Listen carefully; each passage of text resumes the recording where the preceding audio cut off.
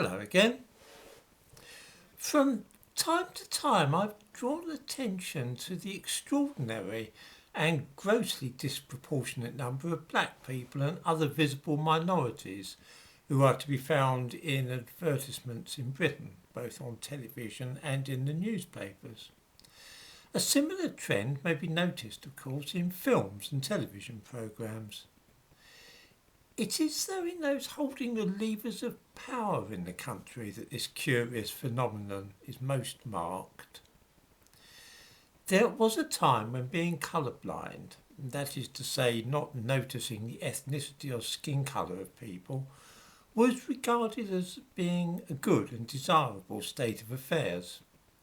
This was certainly the line taken by Martin Luther King when he said, "I have a dream that my 4 little children will one day live in a nation where they will be not judged by the colour of their skin, but by the content of their character." In other words, he thought that it would be a fine thing if we did not notice skin colour and focused only on the character of individual people. Times change though, and the very idea of that sort of colour blindness is regarded as being a form of racism, at least according to the tenets of critical race theory. Rather than ignoring the colour of a man or woman's skin, we are now urged to acknowledge it and treat ethnicity as being an important part of an individual. That being so, I will accept that I should not ignore the skin colour of Boris Johnson's cabinet, and I am intrigued to know if others have noticed that most of the power in Britain is now in the hands of people whose families are from South Asia. The police, law and order, the judiciary, public expenditure, the National Health Service, immigration and so on are all run by people who have their roots in India and Pakistan. I don't say that this is a bad thing, merely that it is a thing. I'm talking here about the Home Secretary, Chancellor of the Exchequer, Health Secretary, Attorney General, Minister of State at the Cabinet Office, to name a few of them.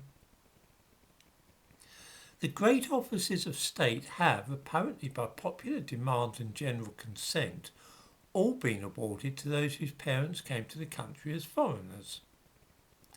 There are, of course, several ways to look at this state of affairs. On the one hand, we can rejoice that in modern Britain, anybody can come to the country and expect their children to be able to reach the top table if they work hard enough and abide by the rules. On the other hand, older people might wonder how it would have been viewed just a generation or two ago if Britain has ended up with a Home Secretary and Chancellor of the Exchequer whose families were German or Russian. One suspects that this would have caused raised eyebrows on the grounds that somebody whose family were German might not have the same interests at heart as an individual whose family were English.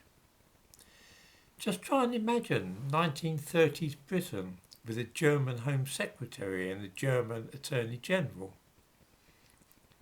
It's such a bizarre thought that we know that it could only happen in a fantasy set in an alternative universe, a bit like the Man in the High Castle, perhaps. Of course, times change, and perhaps in this case they have changed for the better. Something which I do find a little odd, though, is that I have never seen any mention of this in the newspapers.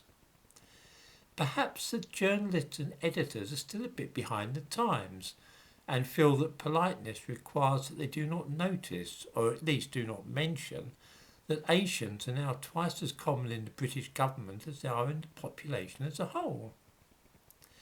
I suppose that it could be tricky commenting about this subject though, because although in real life I have heard people remark on the strange situation whereby someone from an immigrant community is now in overall charge of immigration to the country, newspapers and television steer clear of saying such a thing, lest they appear to be racist. This is, I think, misplaced delicacy. When we see a sudden change in the higher echelons of government, I think it perfectly reasonable to note it and ask if there is any significance in the change.